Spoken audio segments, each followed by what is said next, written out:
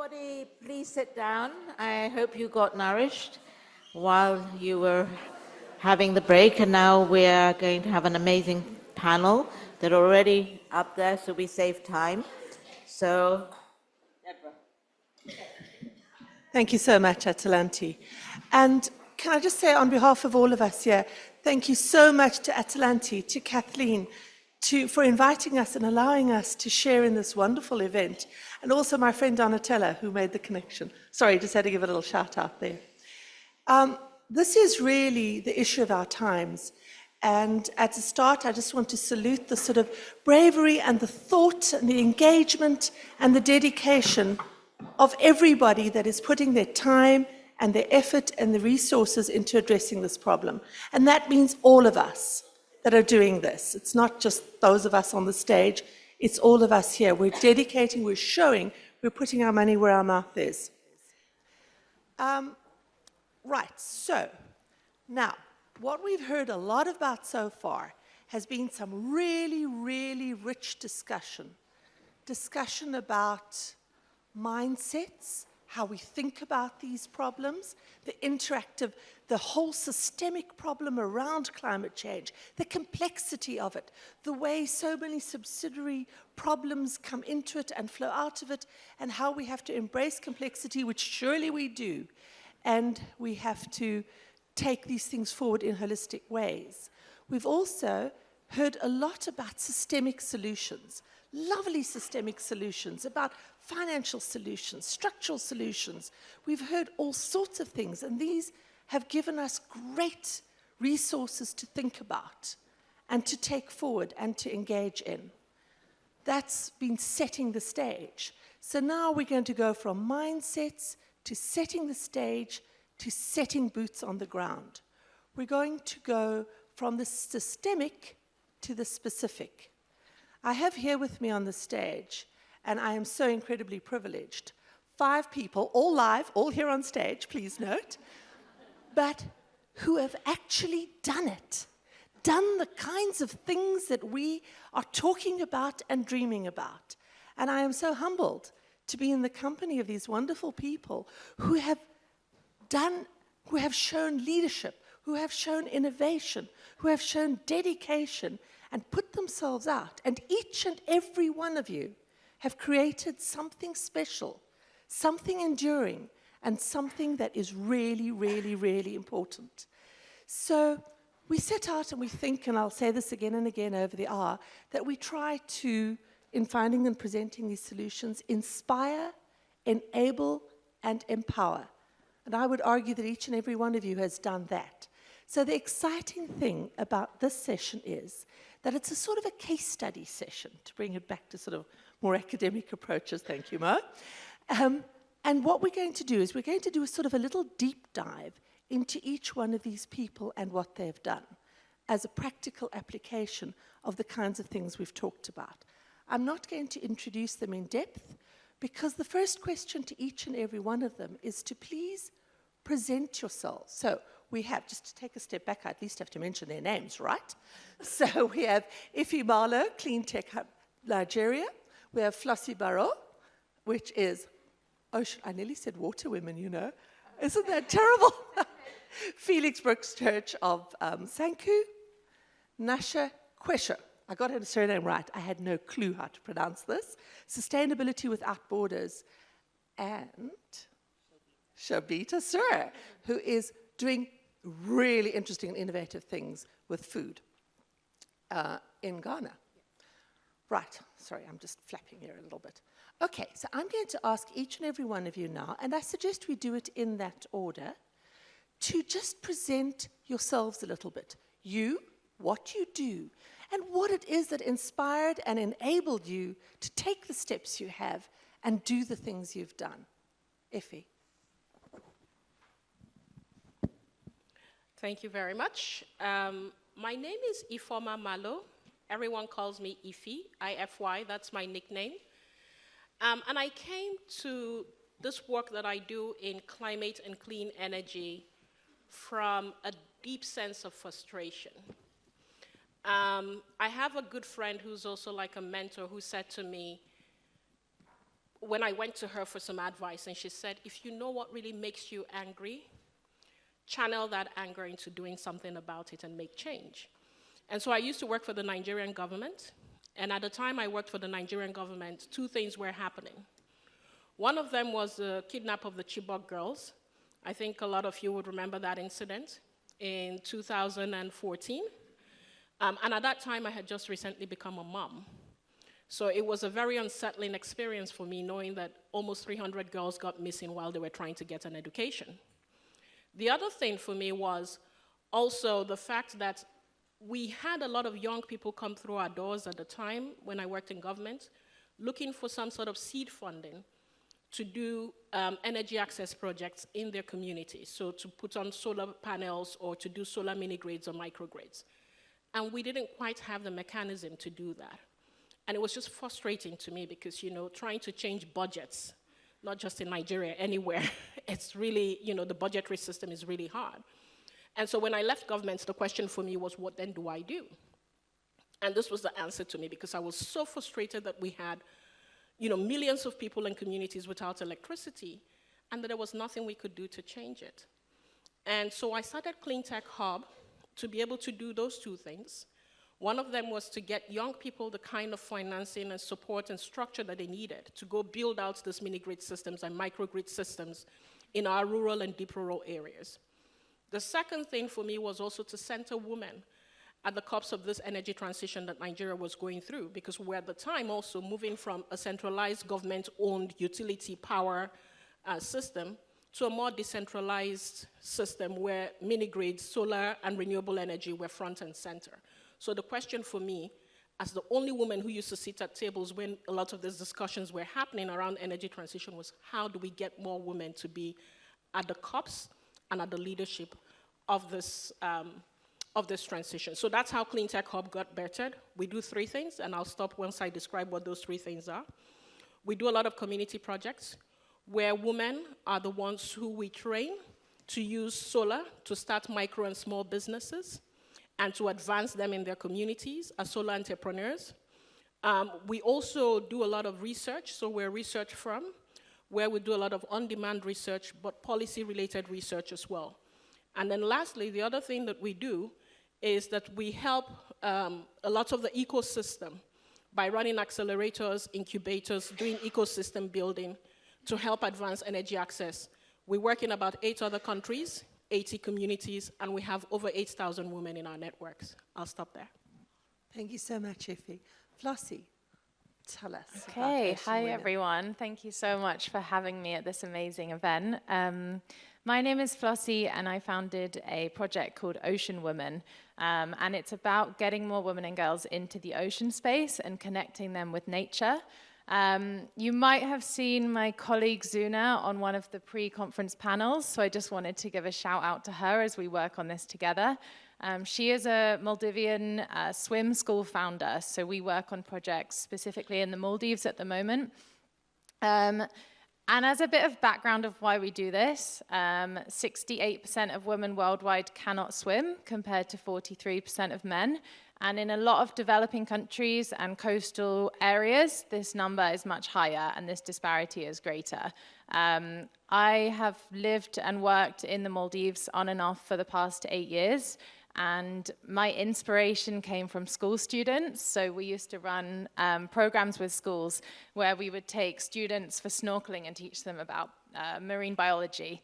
And a lot of the girls, I noticed, couldn't swim, and some of them had not snorkeled before. So they'd never seen the reefs or the fish that surrounded their islands before.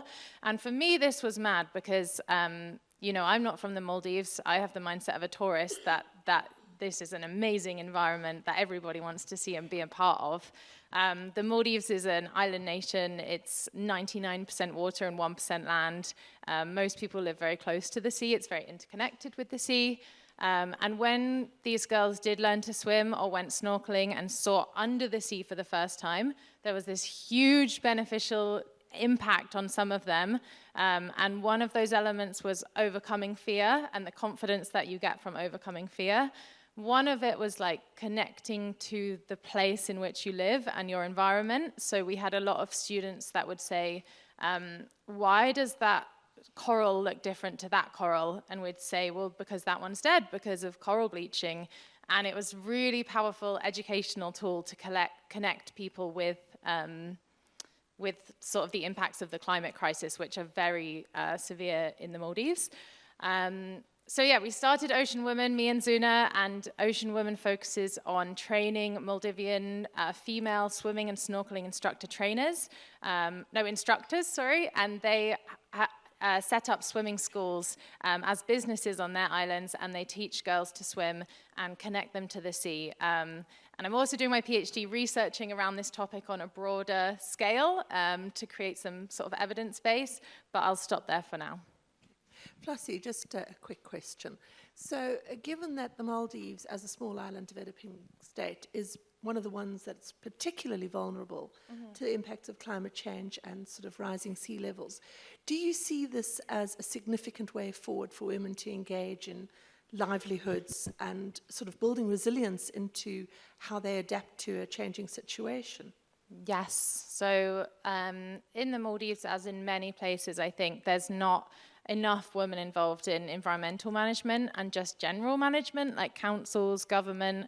And I see this as a foundational stepping stone to connecting people with those careers, inspiring them to pursue those careers. There are more and more Maldivian women in these fields, and we all know how much change women can make and how much they influence their families, their communities. So when there's so much adaptation and mitigation needed for climate change in the Maldives and the impacts of it, this is a really important step, if that answers your question. Absolutely, thank you.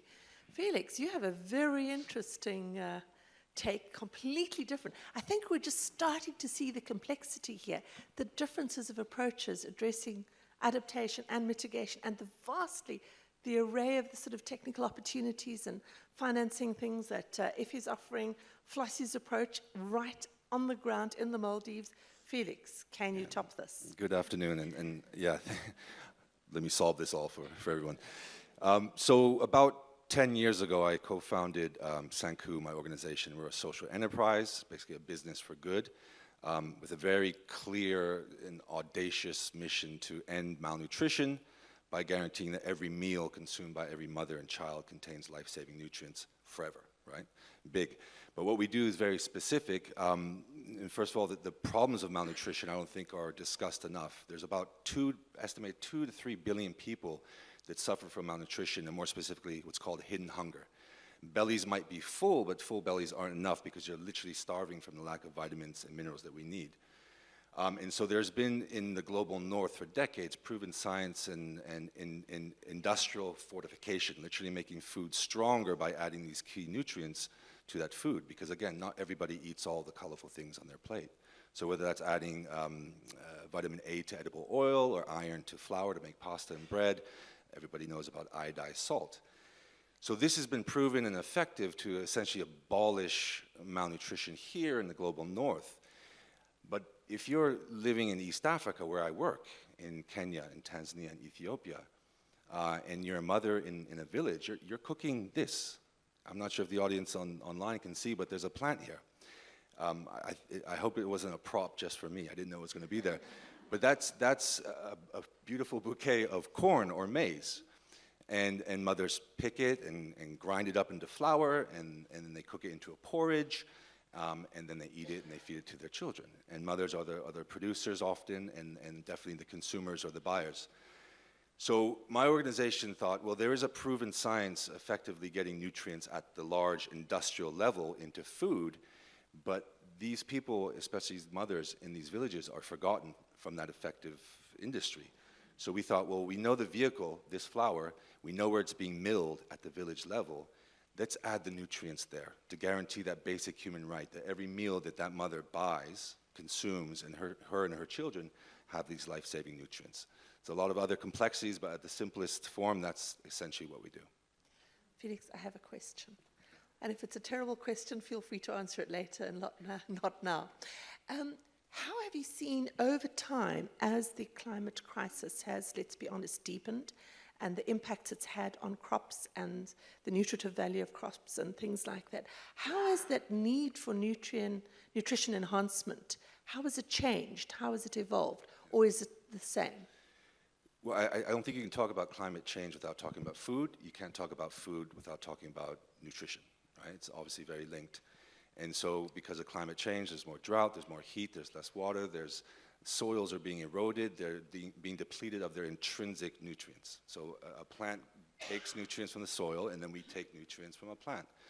So in these communities, not only is there less yield of these key foods, these crops, these staple foods, but they contain less nutrients. And so what we're trying to do is ensure that people have their daily allowance of whether it's iron, folic acid, B12, zinc, you name it. We all should be taking a multivitamin every morning. I hope we all are. And if you were to crush that up into powder and put it on your food, it's essentially the same mechanism. We're just scaling that, making it more efficient. So the depletion of nutrients in food affects definitely health, livelihoods as well. There's less yield. And for our model, we want to neutralize the cost. The last thing we want to do is put a financial burden on a mother where she has to choose between eating healthy and sending her daughter to school. And so there's a lot of business modeling that we do as well to mitigate that risk of adding an essential financial burden onto the communities. Thank you, Felix. Okay, you're off the hook now.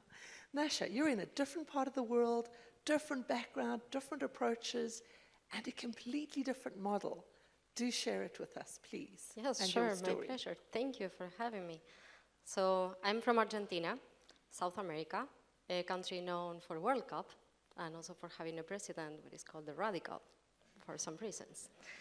So I am the co-founder of Sustainability Without Borders. We were born during COP21, you know, the Paris Agreement was signed. And I met my colleague, Mariano. He's a lawyer. I'm not. I am an environmental scientist. I was more skeptical. And he said, create an NGO dedicated to climate change in Argentina because no one is doing that, only that. And I say, okay. And here we are, almost 10 years later. We are a group of 15 professionals, journalists, doctors, engineers, communications team, etc. And we have a myriad of projects. So let me just share two very quickly. One, so we need to keep governments, we need to hold them accountable for their pledge. Because I am tired of listening of people committing to net zero, whatever. So we need to make it accountable. How do we do that? So we think we have this partnership, a pro bono, with a tech company in Argentina called Globan. It's a unicorn. And we're making a website where all the commitments made by national and subnational level are turned into targets. A target for education, a target for energy, a target for transportation. And we are going to mark them as on-track, off-track warning. So our idea, our theory of change is we want to empower NGOs to be watchers of government's performance and empower them to push and advocate for more climate action. And one more very quickly. Oh, that one was so cool, though. Yeah. Bringing it back to accountability is marvelous. So what do you do else? So just to see how diverse our projects are, we acquired 2.5 hectares of land. So we are building a community center for regeneration. So where you can have a garden for butterflies or for hummingbirds, where you can have respectful beekeeping, where you can learn how to grow vegetables, because me too, around, I see so many people poor and with obesity and standing on fertile soil, and they have totally forgotten how to grow vegetables and many other things. So for us, regeneration is also a path, putting our hands a little bit dirty on the ground and building that. It's fabulous to think that you're actually encompassing so broadly and so completely some of these problems. Thank you. Now, Shabitza, Legendary Foods. I won't steal your thunder by saying what it is, but boy, is this cool. Wait for this one. Thank you so much. So I'm the founder and CEO of Legendary Foods. We leverage insect agriculture to deliver protein and highly nutritious foods. in West and Central Africa. We currently focus on an insect called palm larva. I know it sounds delicious. It has the texture of sausage and the taste of shrimp.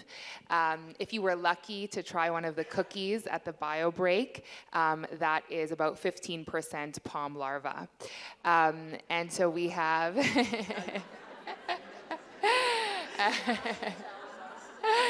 It wasn't my idea to not display the packaging. That wasn't me. We have a vertical farming system where we farm this really nutritious insect that has a lot of protein, a lot of great fats, and a great micronutrient profile. So a lot of zinc, B vitamins, iron as well. The reason why I got into this is actually my second insect agriculture venture. My first is the world's leader in cricket production, primarily servicing pet food in North America. And I wanted to take what I had learned from that, the success of that business, and apply it to the problem of protein accessibility, to malnutrition, and really the impact of food on climate. And that's really what birthed Legendary Foods. So I spun off from the first business to start this one. And we really operate through the lens that protein is the most important macronutrient for adult nutrition, but there are big problems with how we produce protein today, and really challenging ourselves to do it in an extremely sustainable and natural way. And insect agriculture is extremely resource efficient. So, magnitudes less of feed, space, water use to produce insect protein rather than traditional livestock. And we also operate through the lens that, women need to certainly be included in innovation. So our company is more than 50% female, and a lot of the products we produce are very much with women in mind in terms of how they want to be nourishing themselves, how they want to be nourishing their families as well. Thank you. Cool, thank you. So now we see these completely different, but each very interesting, very complex, and sort of on-the-ground solutions. Now, what we've done in this sort of first round is each of them has sort of set out their stall as to who they are, what they are, and how they got there, sort of like an internal analysis. What I'm now going to ask each one of the panel to do is to talk about the second step now, is how do you go from inside here to out there? How do you work the magic? We know that we're trying to inspire, enable, and empower. We know that the tools we use, that you've used, I should say, not me, that's for sure, but are things like leadership, innovation, entrepreneurship, dedication. How have you used those tools to make this work? Because we need a world in which these kinds of examples are replicable. They need to go out, they need to go forth and multiply. So what is the magic that makes it work? How does your magic work? How do you have this impact? Okay, I am going to go in a different order now and start with Nasha. So let me start just for 30 seconds with not so good news. Climate change is already here. For the last 12 months, I have lived, not seeing the news, a drought, and I've seen my neighbors sacrifice their cows. I have endured a heat wave of 33 days with temperatures above 45 degrees. We have smelled the wildfires from Cordoba with thousands of hectares that were burned. And we had this huge storm that had us during a week without electricity and 3 weeks without internet. So I am a very privileged person. I am a woman who has a bank account. I have a credit card. I know how to drive. I have friends in the city. I go to a coffee with air conditioner and I work online. But I have seen that many people cannot. So what we are building right now is a project, a handbook to build climate shelters. This comes from action. We can save lives by building climate shelters. It's very simple. It's a place, a public place, where you can have drinkable water, access to energy, plug your phone, call your beloved ones, know that they are okay, and you can have a quick response and some basic donations. So we are building this handbook knowing that we are in the non-developed world, there are not so much money to build a climate shelter, to identify public buildings that can be turned into climate shelters. For example, a theater. During a flood, you're not going to have a show.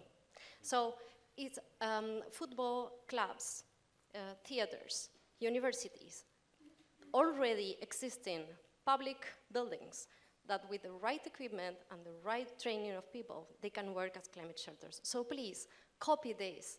Go from early warnings to climate shelters. Because it's okay to warning people, hey, there is a storm coming, but what should I do? Where do I go? What do I do with my rooftop if it's not strong enough? So start building this and we may save lives. Right, so it's about building practical responses in a timely fashion and thinking ahead, really, about everything that could happen. But it takes a spark, Nasha, that you have that I'm not sure everybody else has. We'll have to think about how do you engender that spark in other people? How have you found people responding to the proposals you've made? Sometimes you don't have the choice. You feel frustration, you feel engaged. It's your neighbors, it's your people around, and you need to channelize that into action. I'm not the kind of person that will stay in the room crying, you know. I take my car, I build an NGO, whatever, I post it online. So we need people channelizing this energy of what we see that is happening in the world into service, into art, into action, into policies. Whatever is your call. My call was NGO, you may have another one. Thank you. Flossie, you're working in a very interesting environment in the Maldives because it's, you know, traditionally quite a conservative environment where I think cultural practices would not easily have led to the kinds of things that you're doing there. So tell me a bit more about how your magic works and what does it take and how have you had to show leadership and innovation and entrepreneurship to get the mobilization going that was needed for what you're trying to do? Yeah, so it's been a big learning process for both me and Zuna. And from the start, we've really prioritized ensuring that any programs we do are driven by community desires and needs. So it's always about, you know, collaboration, inspiring and having local leadership, having people that are engaged and really want to be a part of it, and listening to what people want. And that's what's made our program successful in the end, but it was a challenge getting there. So it took us a long time to figure this all out together. We've learned so much, and yeah, we've just learned the power of like building slow relationships, building deep relationships, not coming in and doing something that you think is right and then leaving again. And that's how we're also trying to upscale our initiatives. So we've had people reach out and say they'd like to do similar things in their regions around the world. And me and Zuna know that we can't do that ourselves. We can mentor people and tell them what we've done, but it has to be the people on the ground that are doing that with their own community in the way that it works in their culture. So one thing that we're doing is my PhD research is learning from people around the world, women who are running programs that engage people with the sea. And those can be lots of different types of programs. But what we want to do is share all of those learnings in something that we're calling an ocean connection strategy, and case studies of successful programs. So there'll be our female swim instructor training project. There's a Maori-led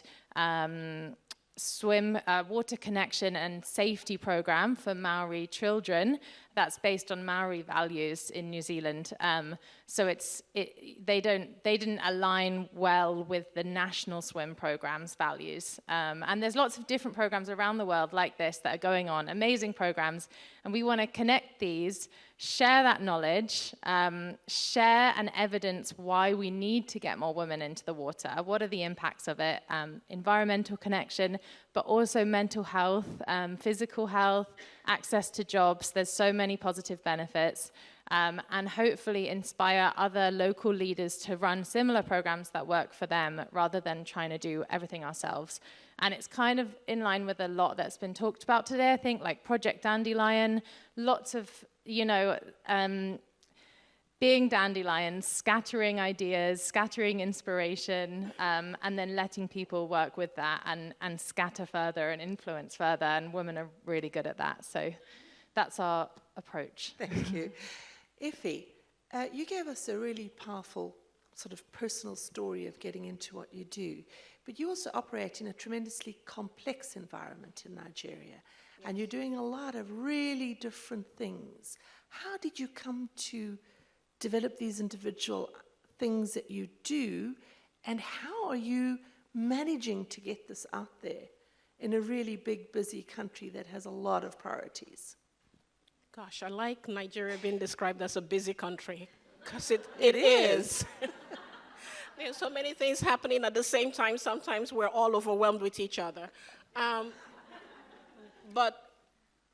So I will tell the story to sort of encapsulate everything that we do using Halima.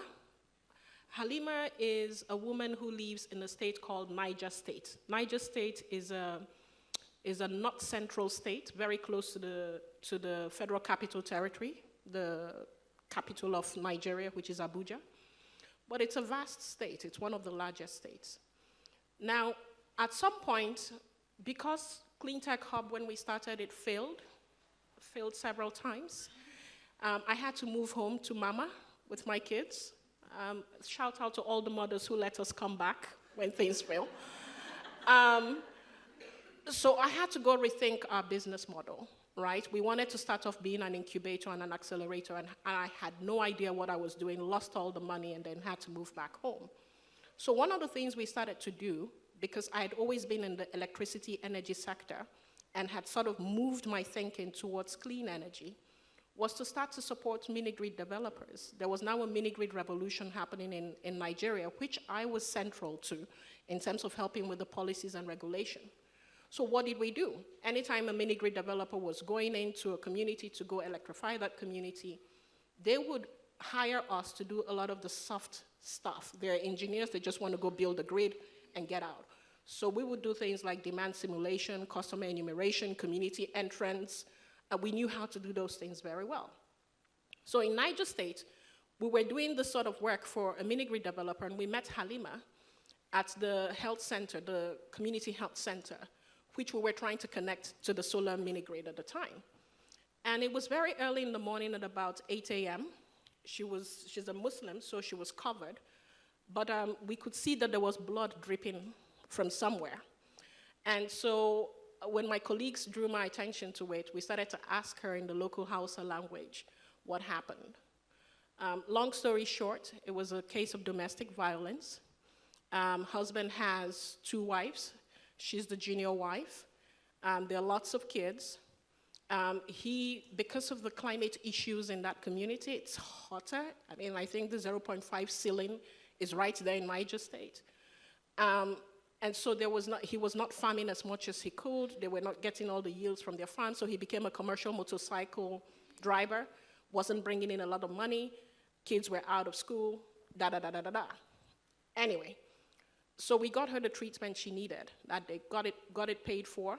And then I started to talk to her to ask her, what else can you do? What do you know how to do? And then she said, oh, she knew how to make local drinks.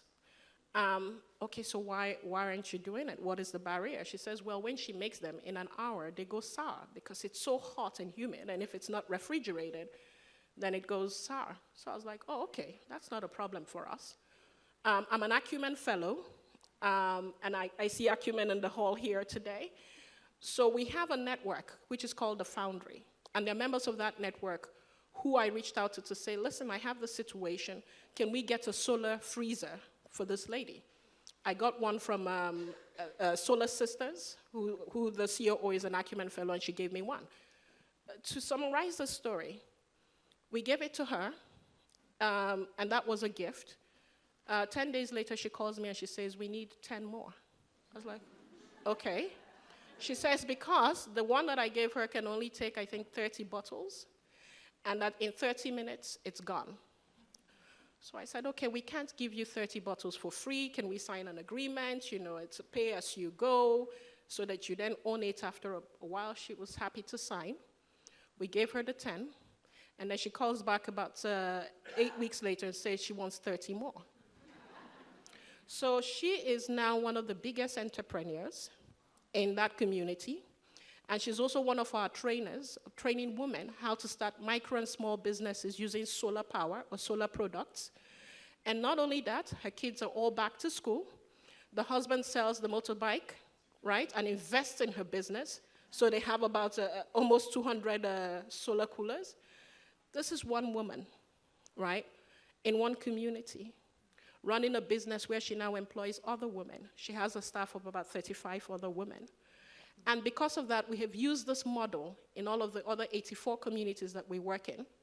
And we have now started to work with women to form them into cooperatives where they're able to organize under those cooperatives to start their own micro businesses and to be able to take financing, local financing, and local debt to start those businesses. So this is the innovation that we have brought to the work that we do, and it's continuing to grow. But Ife, it is so much more than innovation. I mean, a wonderful story, and it's a great story of innovation, but it is a story of courage, determination, listening, empathy, creativity.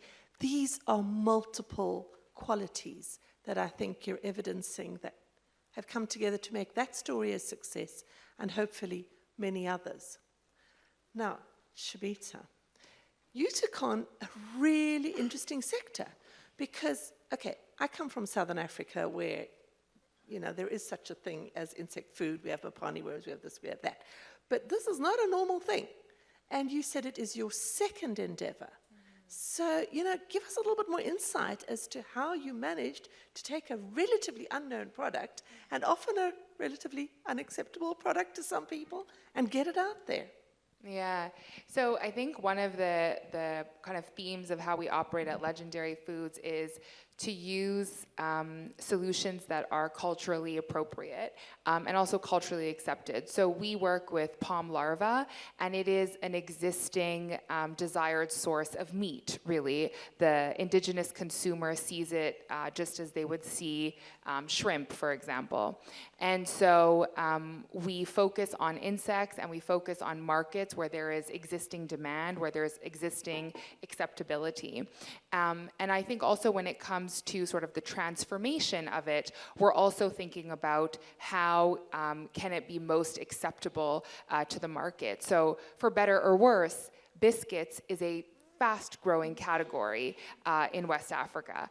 And you know, thinking about how can we make where there is existing demand for products, how can we make them better for the environment, better for the economy, and also better for consumers? So for example, in our biscuits, we're replacing otherwise imported milk powder that would give it that sort of creamy, nice, rich texture. We're making it better for the consumer because it has many additional nutrients as well. And it's also accepted by the market.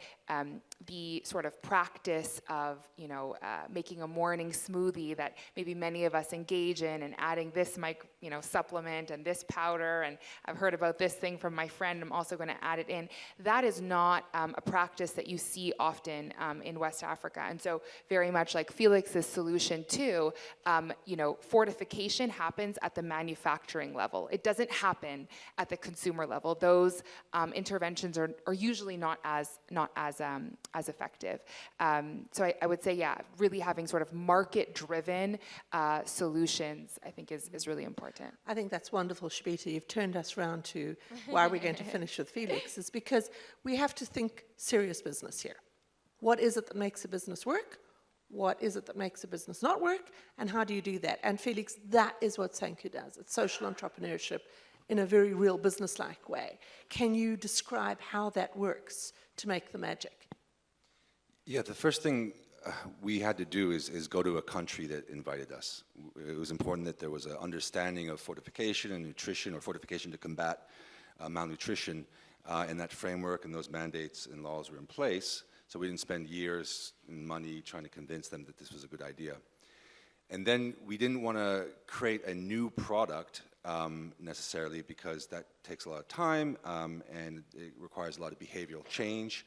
And we very much think the more behaviors you have to change, it's harder to scale.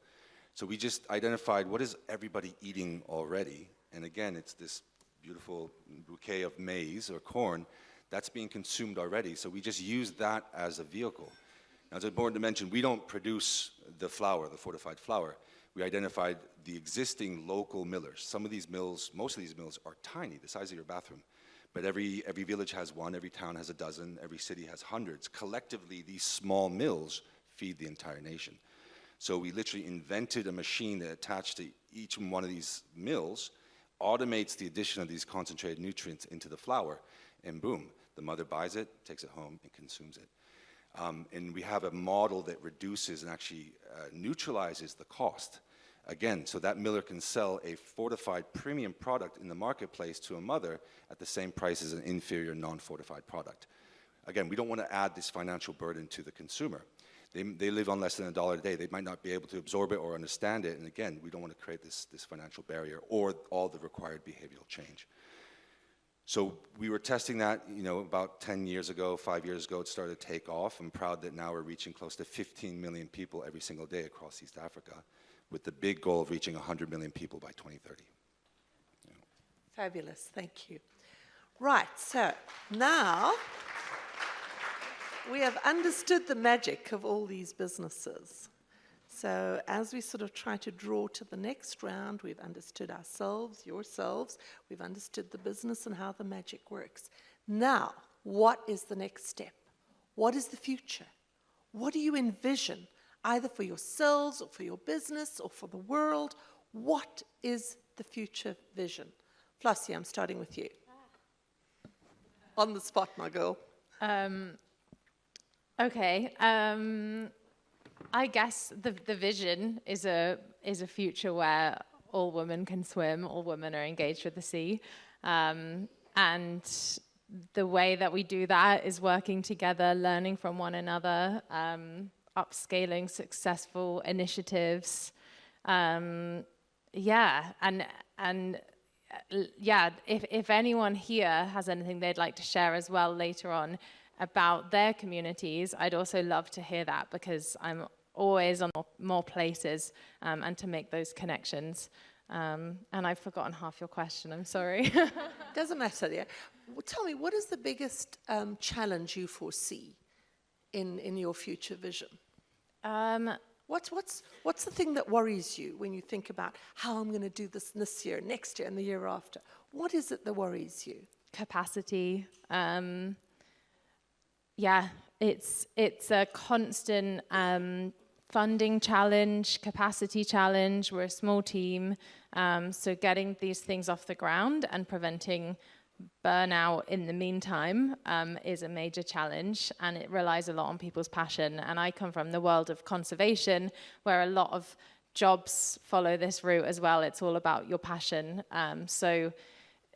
We're all passionate people up here and in this room, but we probably also all know that passion can burn out at times. So it's just, finding ways to keep those resources coming in, that capacity building, and more people to support that mission to make it happen. Can I just say how pleased I am that you took that link back to mental health as well? Because we are all passionate people. That's why we're here. And I think the tendency to burn out, or the risk of burnout, is something, and it is important to think about mental health for yourselves, for the people you work with, for the people you're supporting as well. So thank you for that. Felix, what's your vision? Where's it going? What's going to happen? And what's the big challenge? Yeah, the big challenge is malnutrition. Obviously, I forgot to mention that we're working with about 1,300 small millers. These are the people that grind up that grain and sell it. And when I moved to Tanzania about 10 years ago, literally with a one-way ticket and a backpack and this crazy idea, and started to survey these small mills, it was very, very, very male-dominated. It was just that's what it was. And so over time, we started to prioritize and look for more female-led entrepreneurs and supported and created them. So nearly half of our millers are now female, and that trend hopefully will start to pick up as we go. So that's a future vision that I hope to see, is that, my first doctor was my mother, right? And she used food as preventive medicine. She knew when I was sick. She knew when I was pretending to be sick. She knew what to feed me. And she knew what colorful things to put on my plate. And so a food producer, wherever you are in the world, I mean, we want to create health heroes and these women producing food as well. So I envision that scaling and a large percentage of the 100 million people that we're reaching hopefully be fed by these amazing women. I think that's a wonderful vision as well, thinking that we are not going to escape from the fact, and maybe we don't want to, that women are really fundamentally primary caregivers, almost always responsible for feeding their families, doctoring their families. You're quite right. So I think your vision entirely is appropriate in sort of feeding into that in a literal sense. But it's remarkable to see the changes in the percentages of women managing these companies. That's quite something. Shabita, what do you see? Where are you going to go next with this? I mean, next stop Ghana, next stop, I don't know, Australia? What? Hopefully soon, Australia. But we currently are focused on expanding in West and Central Africa and also to Asia as well. Again, having this really be market-driven. And for us, success is really to achieve price parity between protein and starches. So consumers do not have to make a sacrifice and say, I'm not going to have protein because of the cost involved. And of course, for us to also achieve parity when it comes to the impact on the environment when we're producing protein versus producing animal protein and producing plants as well. So we're really focused on scaling up, and where we are in West and Central Africa, where we operate, big food companies are coming in very strong. And I think we want to be working with them to, again, provide solutions to their customers that are more financially sustainable by having a local protein ingredient, so they're not dependent on importing. They can contribute more to a local supply chain and be more sustainable and offer better for you products. And I would say, lastly, the shift that we're also really hoping to contribute to is the understanding that we as women are not small men. And what I mean by that is that our nutritional needs are actually very different. Our bodies are much more hypersensitive to having adequate protein, adequate nutrients, because of our ability to reproduce. And so a lot of the food solutions really need to focus on what are the unique nutritional needs of women, and looking at women as the majority of consumers in the way that they are. Wow. And also just thinking about, you just talked about price parity, which could be so meaningful in looking at how people nourish themselves, how poorer people nourish themselves.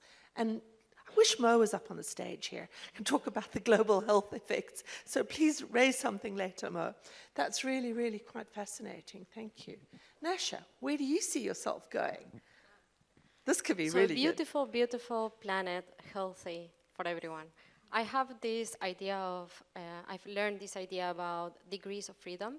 Like, if you need to work to eat today, then you don't have that much freedom, right?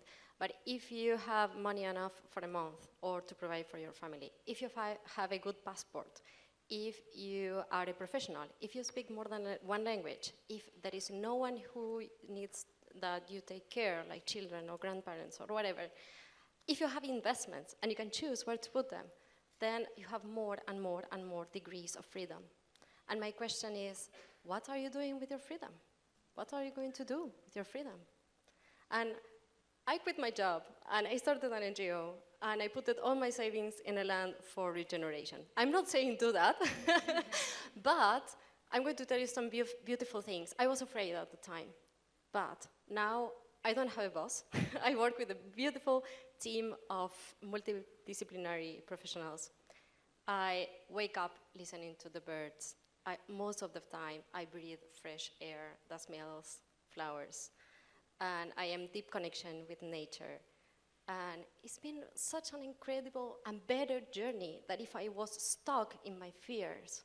So the world I envision is where we are accountable for the freedom it was given to us, and we use it wisely. Oh, beautiful words. Thank you. Right. Iffy,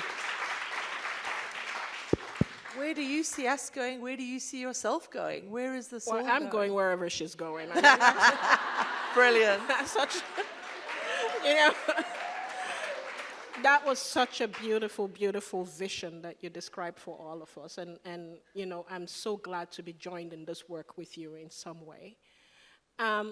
For me, the vision is to have 5 million Halimas scattered across sub-Saharan Africa. To have those communities, the people like Halima champion, those women communities, being the drivers of economic inclusion for women in those communities, on the front lines of climate, using clean energy to drive what that future that you describe looks like. At Clean Tech Hub, we're 75% women, staff population. We used to be 95, but now we're trying to find balance. So we deliberately hire women. We bring women into the organization, and they take on the role to go reach other women across the countries that we work in. The biggest challenge for us is funding, because it takes about $10,000 to $12,000 to start off a community. That includes buying the initial products, helping them start off, giving them those seed capital to start off the business. We want to multiply that, and one of the ways that we're doing it already is the tag-along model. Like Shabita and I were talking last night about us tagging along to each other's communities that we're working in. She needs distribution. I have the community for her to distribute to. So we're already having that conversation, and that's one of the beauties of this Giving Women program, because I'm already making those connections with who can help me get into those communities where women, smallholder farmers, where women who want to start micro businesses and can use clean energy, how do we get those women? And I'm finding a lot of those women and those connections here. So this has been a wonderful experience for me. The challenge is still how to get the money to kick that off. And so we'll continue to push the button. Thank you. So we have heard 5 remarkable stories here through this case study session. We've tried to analyze them out a little bit. We've tried to figure out what are the common threads, what are the common success things. And a lot of it is about working together, networking, as Ify says, working collaboratively, thinking in a transdisciplinary way, taking on new challenges, thinking deeply, being pragmatic, being dedicated, and being persistent. But all of these things, and they are all important things, they all show your leadership, your innovation, your entrepreneurship. You are inspiring people, as are so many more out there. But all of this stems from one thing, is you all each had a vision. It is a vision that inspires us, and a vision that takes us forward. We all need to develop a vision, see a vision, envision the future, seek the future, seize the future. Please join me in saying thank you to our panel.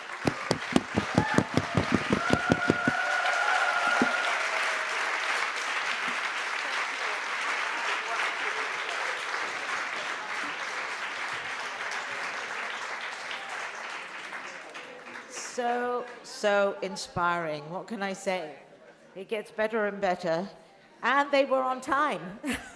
That was brilliant. And we got so much information and so much passion but I think the thing, it is a vision, but it's a vision informed in humanity. And I think that's what's so inspiring of this last panel. And thank you so much.